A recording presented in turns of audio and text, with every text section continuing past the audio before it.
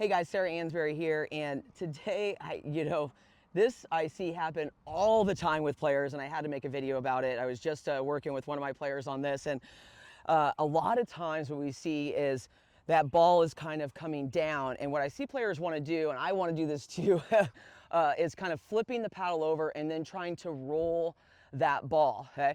Now, at times it absolutely works. However, when you have a ball that's arcing in a downward motion, let's say an offensive dink or an offensive third, this ball is going down. So if my paddle face is flat when I do that, the ball is just gonna go right into the net or generate issues. So really important, if I'm taking my contact point below the net, okay, I have to make sure I'm gonna lift the ball over the net, okay? So players they wanna get really wristy in these shots, okay? So always remember your paddle face that does most of the work for you. So if I'm gonna take a ball below the net, I wanna make sure the angle of my paddle is actually open, okay? So I'm using my wrist to kind of move here so that the ball can lift, okay?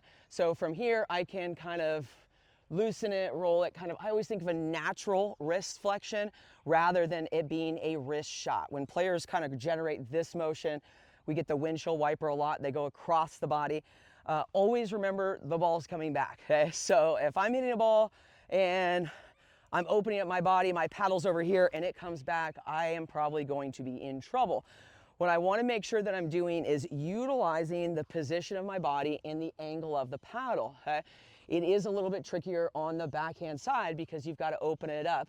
Okay? Even going in here is going to benefit it more than trying to go over like this. So if I'm hitting a forehand below the net, it's going to be the same issue. This is what generates an attackable ball from a lower point. I don't want to flatten my paddle to try to go roll over the shot. I want to actually use the angle of the paddle to generate that lifting motion. It's going to generate topspin.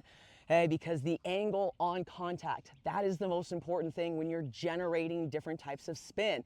It's not about the end, it's about the start. So having that open paddle face is going to allow that low to high motion. And then from here, I can also adjust in different directions. But this is really where I see people do it all the time. They'll flip it over and you can see how my paddle now flattens. So it will work sometimes. However, what I mostly see are players go right over that ball. It goes into the net. That open paddle face is going to lift it over for you and generate your topspin.